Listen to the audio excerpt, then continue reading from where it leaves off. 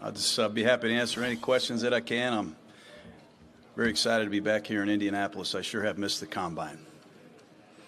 John, when did you decide Can't believe it was not an option for you coaching when you decided to return to coaching? When did you say, no, I'm not going to box? When I was fired. Not recently? Not No, no. No discussions at all? Nope. Gruden offense playbook. I get pages and pages from the playbook in a PDF. Are you going to go in another direction offensively given that? A PDF? Like, you're probably the only coach where I can actually download what you've done in the past, and it's very rare. So I was wondering if you knew that and what your... Well, a lot of coaches have been on my staff, have gone different places. Players got into broadcasting. Some of that stuff leaks out there. So we're changing the presentation of our offense. Really excited about the diverse staff that we've hired. Terminology will be different. Formations will be called differently. And we're going to run some different kinds of plays, but we can't be too specific today because we really aren't sure who we have on our roster. How integral was this past month to figure out what you want to build as an offense and then defensively just get ready from a scheme standpoint so that when you get here, you know what kind of players you're trying to fit into what sort of system? Well, it's been important. Number one, spent a lot of time hiring a coaching staff. We did not rush that process. And then we evaluated our roster, our current roster. Went through practice film, game footage, talked to the trainers, obviously Reggie McKenzie and his staff. And then you got to get ready for free agency. He's a program, and just talked to him briefly. We're not allowed to have contact with players. I have bumped into a couple of the players that have been in and out of the facility for various reasons, but he's our first-round draft choice. Everybody liked Conley at Ohio State. He had an excellent training camp. When I studied the training camp film, he was inside playing the nickel position. When the season started, he was out at right corner. He's a young player. We're counting on him and Obi Melifonwu to play, and we need him to. But we're really excited to start working with him. John, I know Marshawn is getting, how you doing? Hey, hi. I know Marshawn is getting up there in age, but yet he's still almost at 900 rushing yards. When you look at this upcoming season, how prominently do you feel like you project that he would still participate in your offense? You know, some people think he's washed up, but looking at almost half of his games, there were like a lot of games where he got 14 carries or less. So I'm just kind of trying to see where you see his effectiveness based off of, you know, how he was utilized.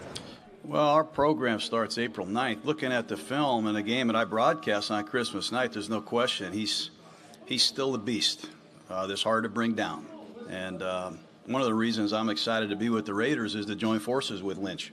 But we'll see what happens. Obviously, we got to take a look at the entire roster. And but I'm counting on him. I'm counting on him being a big part of our football team. Coach, I'm sure that Jay tapped the brain many times. Have you found the thing kind of reversed a little bit this year? Yeah. Well, I got Paul Gunther from the Bengals, so got a lot of respect for my brother, obviously, and a lot of young coaches that are doing great. Sean McVay, Coach of the Year, the NFL, was on my staff. Kyle Shanahan's doing great. It was really cool seeing a lot of those guys walking around, and if they can find time for me, if they can fit me in while I'm in Indianapolis, hopefully they can answer some of my questions. Why did you go after Gunther? Well, it goes back from my days visiting Jay in Cincinnati, getting to know that coaching staff. Zimmer was the defensive coordinator. Gunther was the linebacker coach. I thought that was an excellent staff that Marvin Lewis had. And every time I had the Bengals in Monday Night Football, I was always impressed with the way he coached on the field, taking advantage of the time in pre-practice, post-practice, and what he got done with Vontaze Burfict, Vinny Ray. Very impressive. We're excited to have him.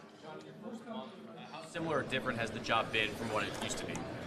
Well, it's a lot different because you're not allowed to have any interaction with the players. And, you know, I've always complained about that since the new CBA came in place. A lot of players would come to see me in Tampa to get their football fix. So you're not allowed to have contact with these guys. But what's most discouraging to me is we've got to make some decisions on our roster, on salaries, on players and their futures, and you can't even meet them. You're not allowed to. I don't know these guys. I've never coached them. Never met half of them. So that's been very, very difficult for me, and I've been emotional about it at times. Shanahan, do you look forward to having a matchup against the 49ers and Shanahan? Yeah, I look forward to matchups with everybody, and you know, got a lot of respect for Kyle and the way that he's gone about his career. Obviously, he's been fortunate to have a dad like he has, and to have some experiences as a young man that have really fast-tracked him to the success he's had. But certainly, yes. You guys are going to be getting the player tracking. You're going to get this overload of information with 32 teams that you can use any way you want. Just your thoughts on it, and do you think it's going to be good for you guys? Are you talking about the analytics, the GPS, all the modern technology? Man, I'm trying to throw the game back to 1998. You know, really, as a broadcaster, I went around and observed every team, asked a lot of questions, took a look at the facilities, how they're doing business. There's a stack of analytical data, or data, however you want to say that word, that people don't even know how to read it. It's one thing to have the data or data. It's another thing to know how to read the damn thing. So I'm not going to rely on GPSs and all the modern technology. I will certainly have some people that are professional that can help me from that regard, but I still think doing things the old-fashioned way is a good way, and we're going to try to lean the needle that way a little bit. Hey John, what did you make of Bruce Irvin's season last year, and where does Bruce Irvin, and where does he fit into the plans? I like Bruce Irvin. I know Bruce Irvin. I like him because he plays. If you look at play time, the amount of percentage of snaps, he's out there all the time. He played through a back problem early in the season, and I really think he's playing a difficult position because he's really an edge player. And when you ask him to play over the tight end or over the offensive tackle at his size, you know, you can get beat up. But he's still a very good pass rusher. I think he plays with good effort. We just need to get him some help so he can do the things that he does the best more often. John, where do you see Amari Cooper on his road curve? Obviously, the first couple of years, a lot more productive. He was injured last year, but do you see a digression with him, or is it injury related, or where do you see him on the road We think curve? Cooper's going to be a great player. We think Amari's not only a great prospect, a great player, he's a great person. He had a lot of injuries last year, and that impacted him, but he'll be the focal point of our pass offense. I hope he's listening here today. I look forward to joining up with Amari Cooper. He's got tremendous quickness. I think he's smart, he's versatile, he's a gamer, he likes the bright lights, and he'll be the headliner in our offense. When you walk through that door for the first time, knowing again, and you're a member of this organization, what was your first thought? I still don't know. I mean, it's weird, man. It makes me realize what a weird guy I am. It's a weird life. I mean, very few people get a chance to go back where it all started. Very few people ever get a chance to do what I'm doing, and it means a lot. And the more I think about it, the more I really analyze it, the more freaked out I get.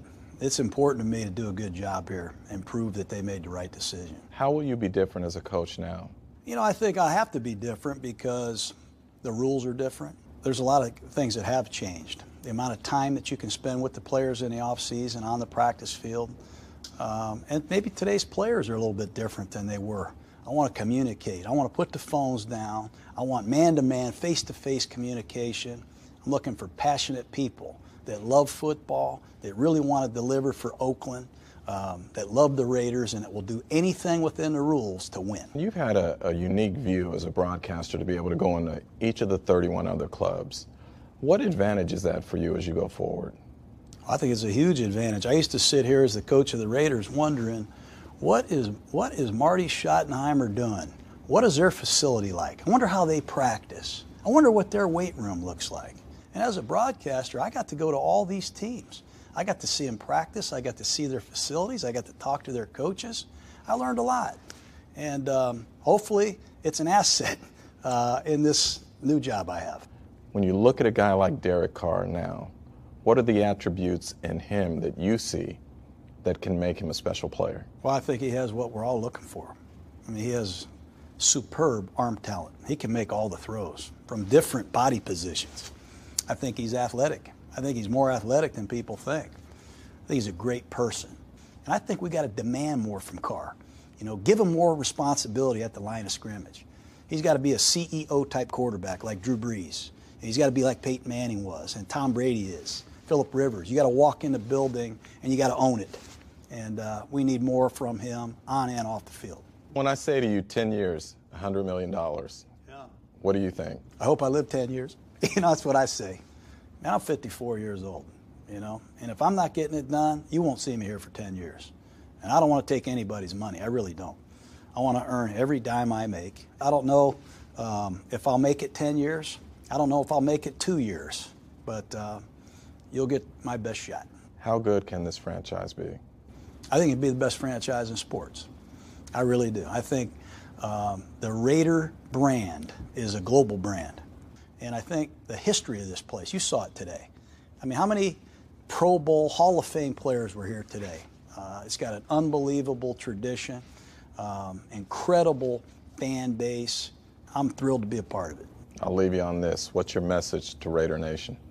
Just let's go, man. Let's go.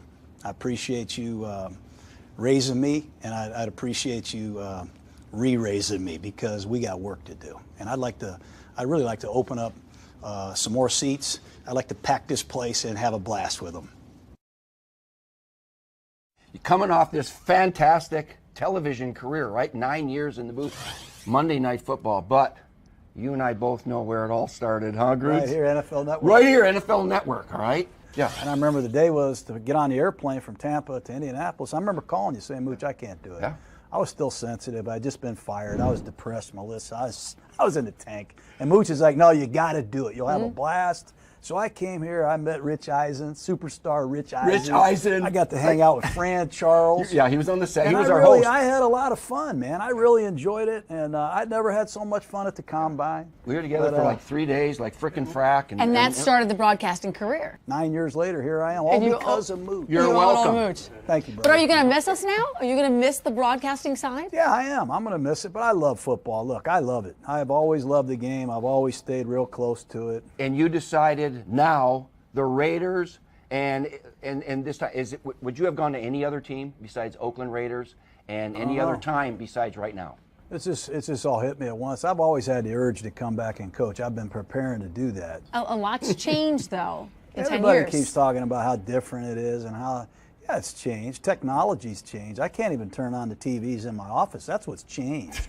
We're not allowed to meet anymore. We got GPSs monitoring the quality or quantity of how much our players work. When we were together in Green Bay, when we were just kids, we weren't even shaving yet.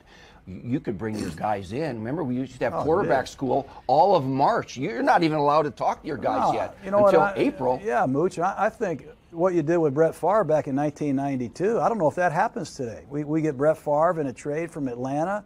He's got to come in there and learn all these formations. That was before we had the walkie-talkie that could tell him the formations. I used to have to give Brett Favre the formations, and he's the quarterback coach, and he didn't know any of the formations. So Holmgren be yelling at me. I said, Mooch is the quarterback coach. Mooch teaches the I'm up formation. in the box. Gruden, you give it to him. He didn't want Mike. Remember, Mike tried to give it to him, and then Favre said, he's yelling at me too much. Put Gruden's on there. But a lot of his development happened in February, March, April. Before minicamp. And it's not just the quarterbacks that are getting developed. It's all the other positions, too, which shorten down off seasons. So how are you going to deal with that? Well, you're going to have to adapt. Look at Bill Belichick, the job he has done with different coaches on his staff, different players on his team, and different rules every year. He's been able to adapt, and you got to show some maturity. And that I don't have a lot of, so I'm going to have to quit complaining and show some maturity and adapt to the rules. In the Bay Area, on certain radio shows, I get asked, it seems like every time, how's Gruden's personality going to jive with that quarterback, Derek Carr? Are they going to get along? I know, man. You've known him for a long time. He had him on your quarterback camp, right? Some people have a bad perception of me. They What just is think that? I'm like a foul-mouthed bad person or something. And that's wrong? Yeah, I mean, there are times that, I get wound up pretty tight. You'll see. But there are also times that, I take a lot of pride in being a pretty good guy. But if you can't get along with Derek Carr, you can't get along with anybody. You've spoken to him. How's that going? Yeah, great. I mean, I saw him at the press conference. Unfortunately, you're not allowed to spend time with these guys. And look, you want to build a relationship with them. You want to see what makes them tick, so you can have better meetings and more meaningful conversations. You can't go out to dinner with them right now and say, how's the family? No, you're not allowed to do that. You can't even get this instinct with those those FaceTime, Skype. Listen I to got the two of you. yeah. Facebook, Instagram. I mean, yeah. FaceTime. You're like, can't hey, even how do you that? doing, man? This is trips right, tight, zebra left, corner, jet X. I'm dying to do that. You know, White banana. Okay. Spider 2 Y banana out of strong right, tight slot. What's the matter with you? Losing my mind. Marshawn Lynch, have you talked to him? Is he coming back next season? I have bumped into the beast. And look, one of the reasons I took this job is I want to coach Derek Carr, Khalil Mack. I want to coach Crabtree, and I want to coach Lynch. And I'm hoping this all works out because I would like to join forces with him. We hired Tom Cable, our line coach, who comes from Seattle. And if this does work out, we got to find a way to service him better. We need a blocking tight end, and we need a fullback that's available every week. That's when he was at his best in Seattle. You have Michael Robinson now at NFL Network. Yeah. We do. And if you ask Beast Mode himself, I bet he'd tell you Robinson was a big part of his success. They're best buddies, those guys. He was an escort for him. We got to find the right escort for this man. Hopefully it works out. You're not a social media guy. How come? No, well, I turned on Twitter one day and they were all killing me, so I said, I'm going to get rid of that. I don't like that. Then I turned on one of those other things. They were all ripping me on that. So it's been a bad experience, Mooch. All right, welcome back to the league, man. I'm coming back for Let's my go. bocce ball championship. Yeah, absolutely. Vegas makes up the majority of Nevada, and that's just the whole population down there. I mean, everyone else in Nevada is just bare, and it's awesome. But just be able to get a team, and I actually grew up a Raiders fan, so it's just kind of cool. Just because when you're in Reno, you kind of get your pick, and so I just went with the Bay Area teams. But so it's just kind of cool, and I know everyone up north is pretty excited, and I know it's going to be a great stadium just from seeing the designs of it, and a lot of people are just the buzz is pretty amazing. Favorite Raider growing up? Jim Otto. Back in the day, yeah. So it's going to be pretty exciting if you can Raiders fan, Raiders fan, you get John Gruden out too on top of it all. Yeah, it's cool. I mean, just really throwing it back there, and I know my dad's really excited about it. He's a huge Raiders fan as well, and so I mean, we don't know what's going to happen with this whole process. It's weird now. I can't really root for anyone at this point, but it's really exciting. John Gruden just asked me, is this live? Yes, this is live. This is to determine the 9th and 10th overall selections because the Raiders and the 49ers were both 6 and 10. They both had the identical strength of schedule at 5-1-2. So we're going to flip a coin. The winner gets 9, the loser gets 10, and then they flip if they have those selections in subsequent rounds. Representing the 49ers is General Manager John Lynch. You said that the analytics guys told you it's 50-50. Right? That's correct. Okay. We worked long and hard on this, and at one point I thought we actually could call it, but now I see that it's Raiders on one side, Niners on the other, so nothing we can do. It's all on Rod. Well, let's explain this. This is Hall of Famer Rod Woodson. Member of the 75th anniversary team, has a gold jacket. Rod, on your list of career accomplishments, how big is this to flip this coin? Well, this is huge. I mean, it really would have been really special if it was true gold. Right. Like solid gold coin. This would be nice. Well, show the world the coin. It's got the Niners on one side. Can we see the coin? It's got the Raiders on the other side. So no one's going to mess up by calling this in the air. Rod's going to throw it up in the air, and whichever side it comes up, that is the winner, and that team will be picking 9. Reggie McKenzie, John Gruden here representing the Raiders. Reggie, did you sleep last night? Not at all. Not at all. You a bit nervous about this? Not at all. John Gruden, you asked, is this live? Your thoughts on the fact that we are, sir, doing this live? Let's get on with this, man. Let's flip the coin. I'm excited. Let's roll. All right. Without further ado, so we can get back to drills and Mike Mayock at Lucas Oil Stadium. This now will determine the 9th and 10th overall picks. Hall of Famer Rod Woodson. No need to call it in the air. Simply flip the coin. And it's San Francisco. The 49ers will select 9th. The Raiders will select 10th. John Lynch, who are you picking at 9th overall? No comment. Let's get on with it. Let's go. The Niners actually won a toss back in 2006. The Raiders and Niners were tied. Then the Niners won it and went 6th. The Raiders went 7. Reggie, your thoughts after this disappointment, I'd assume? Bad flip. Terrible flip. All right, well, Rod was both a Raider and a Niner. Coach? It's tough business. We got to get going here. Sorry this is live, but it has to